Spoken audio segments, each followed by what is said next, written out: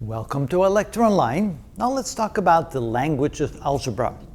Learning algebra is almost like learning a new language. There's a lot of terms and expressions that are odd or kind of strange to us, and yet they're very common in algebra, so it's simply a matter of getting used to them. We also want to make sure that we're able to transform the language into the algebraic expressions that they're equivalent to. So we need to be able to somehow express unknown quantities, unknown numbers by variables, and then we need to compound those into expressions that will be added, subtracted, multiplied, and divided in order to find the solution we're looking for. So when we're going to represent unknown quantities by letters such as x, y, z, v, r, whatever they may be, sometimes we use letters such as v and r to represent volume and radius, but it's an unknown quantity, so that's why we use letters instead of numbers, because we don't know what they are, what the values of them are.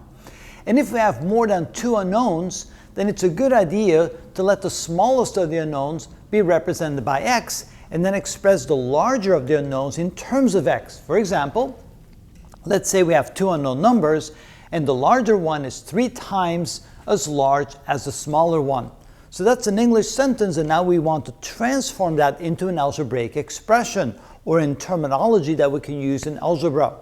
So we can say, let the smaller number equal x. So x represents the value of the smaller number, whatever it may be.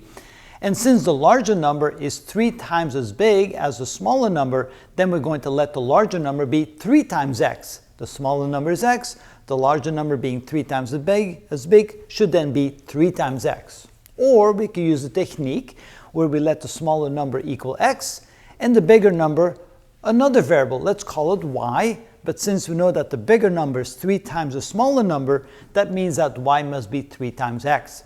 And so that is what we mean by the language of algebra. We try to turn a sentence into some sort of algebraic expression, and we need to learn how to transform unknown quantities into variables that are related to one another somehow. We also need to recognize specific words. For example, if we see the words add or the sum or increase by, we need to recognize those words as being relevant to addition. Typically when they say add, sum, or increase by, they're going to want us to add these quantities, add these expressions together. We have other words that represent subtraction, represent multiplication, represent division, represent taking a number and raising it to a power. So we need to recognize what those words are and learning how to transform those in expressions appropriate for algebra. And that's what we mean by the language of algebra.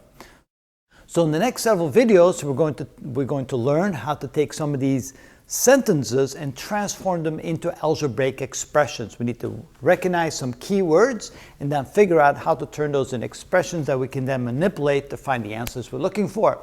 So we'll show you some examples of how to do that in the next several videos.